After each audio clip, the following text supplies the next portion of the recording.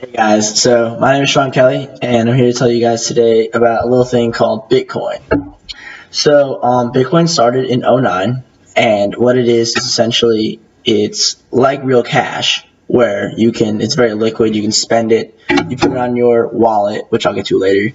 You can basically put it in your wallet, go to Amazon per se, and just buy things with it as what you would cash. You can send it to other people. People can see and view it, and it's totally online. Like, it doesn't exist. You can't hold it like real money, but it still has value. So I'm just going to break this down to you how this all works really quickly. So Bitcoin is what is called it's based on a peer-to-peer network, which is basically there is no central authority like you would think, like a government or something like that, where our regular money would be regulated through. This doesn't exist for Bitcoin. The value essentially comes from other people who, the peers, the clients, who work with each other to make sure that everything goes through properly and that there's no double using of the coins. That gives it the value inherently. It's a little complicated, but we'll go through it pretty slowly.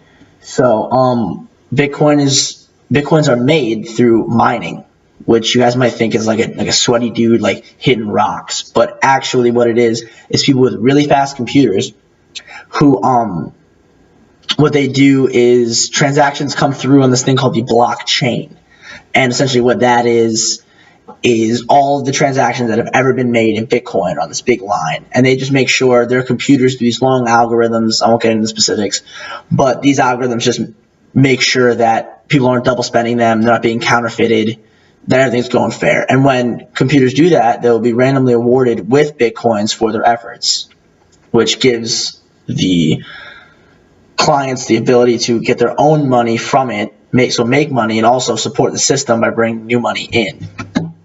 Now, you would keep all these Bitcoins, you can buy them with cash, and the value fluctuates a lot, but as more people get into it, it'll slowly settle down. It can range anywhere from 600 to 850 a day, and it really will fluctuate up and down.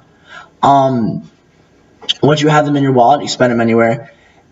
And the problem is, people say that a lot of people have security problems with them because you don't know who's spending them. You can spend them somewhere, and you can have zero trace of who you were, where you live, and anything like that, which is why governments have a problem with them. A lot of times Bitcoins have been used for like smuggling, which we all know is not kosher with governments, which brings me to the next point, why Bitcoin is like so popular. A lot of people have these awesome views on Bitcoin because it is not your typical currency. It's not controlled by the government, so they can spend on whatever they want. No one can constrict them. There's no one to artificially inflate it. All the problems we have with money, all these tracking issues. And for a lot of people, it's very freeing. They don't feel like they're being watched or anything like that. But for a lot of people, they also use it incorrectly. They use it to smuggle drugs in, or guns. They could fund things that the government might not want them to be funding. So it can get pretty shady. But a lot of what I believe is that this can really free us from this kind of hole that the government has us in, where they can control money, just arbitrarily by themselves and the reserve and everything. And I think it's a really freeing opportunity that a lot of us should take advantage of, because we really get away from how money has been used, recently. This is a very short video, and it was very hard to explain everything, but you guys can definitely read my research paper, which is on the website, mason.gmu.edu,